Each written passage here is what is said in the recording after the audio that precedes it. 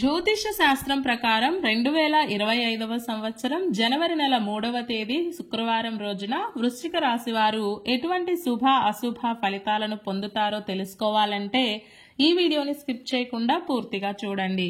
అలాగే బుధుడి యొక్క రాశి మార్పు ప్రభావం మీపై ఎలా ఉంటుందో కూడా తెలుసుకుందాం. ఈ జనవరి 3వ తేదీ శుక్రవారం రోజు వృశ్చిక రాశి వారు ఇంచుమించుగా చిరాగ్గానే ఉంటారు. నిద్ర లేవడం హుషారుగా లేస్తారు, కానీ కాలం గడిచే కొద్దీ నిరుత్సాహం పెరుగుతుంది. చివరకు మానసిక అశాంతితోటి, ఒత్తిడితోటి, చిరాకుతోటి నిద్రపోతారు. నిజానికి ఈరోజు నిద్ర కూడా సరిగ్గా పట్టదు.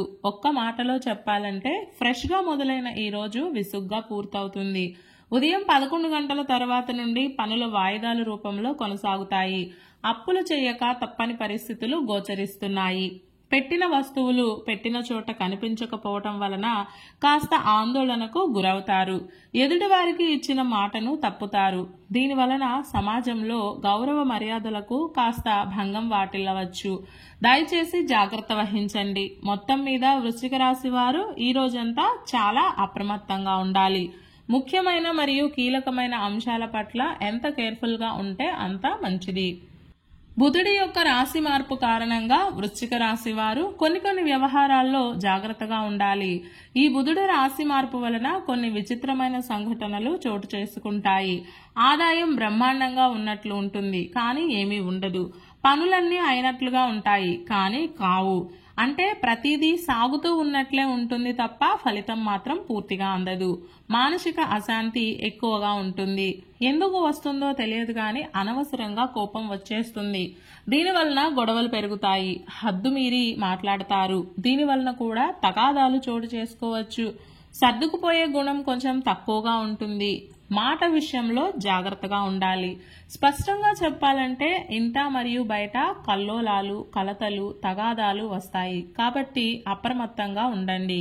ఈ ఫలితాలు మీకు జనవరి 24 లోపు తారసపడతాయి. ఇక ఈ శుక్రవారం రోజు వృశ్చిక రాశి వారు నలుపు రంగు దుస్తులను ధరించకండి. విష్ణు సహస్రనామ స్తోత్రాన్ని పారాయణం చేయండి. ఈ శుక్రవారం రోజున ఉన్నటువంటి దివ్యమైన తిథి చతుర్థి. నక్షత్రం ధనిష్ట నక్షత్రం. రాహుకాలం ఉదయం 10:30 నుండి 12 గంటల వరకు.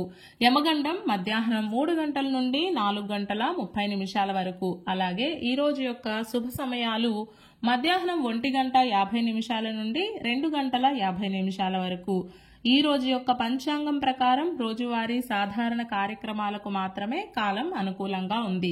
ఈ రోజంతా శుభప్రదంగా సాగడానికి, అన్ని పనులు సక్రమంగా పూర్తి కావడానికి, అలాగే విజయం పొందడానికి ఉదయం వేళ గణపతి సహస్రనామ స్తోత్రం పారాయణ చేసి వినాయక స్వామి వారికి బెల్లం ముక్కను నైవేద్యంగా సమర్పించి ఆ తరువాత దినచర్యను ప్రారంభం చేయండి. ఇలా చేస్తే అంతా శుభమే కలుగుతుంది. ఈ శుక్రవారం రోజు చతుర్థి గడియలు వచ్చాయి కాబట్టి మనమంతా వినాయక స్వామి వారికి యథాశక్తిగా ఆరాధన చేయాలి. బ్రాహ్మణులకు మీ యథాశక్తి దక్షిణ తాంబూలం ఇచ్చి మీకు తోచినంత ధనం దానం చేయాలి. ఇలా చేస్తే మీ సిరి సంపదలు పెరుగుతాయి. ఈ శుక్రవారం రోజు మనమంతా ఓం విఘ్నేశ్వరాయ నమః అనే మంత్రాన్ని పదే జపిస్తూ ఉండాలి. ఈ శుక్రవారం రోజు మహాలక్ష్మీదేవికి కమల పుష్పాలను సమర్పించి కమలవత్తులతో దీపారాధన చేసి ఆరాధన చేస్తే కుటుంబ సభ్యుల మధ్య ప్రేమానురాగాలు పెరుగుతాయి. అలాగే కుటుంబంలో మానసిక ప్రశాంతత కొలువై ఉంటుంది.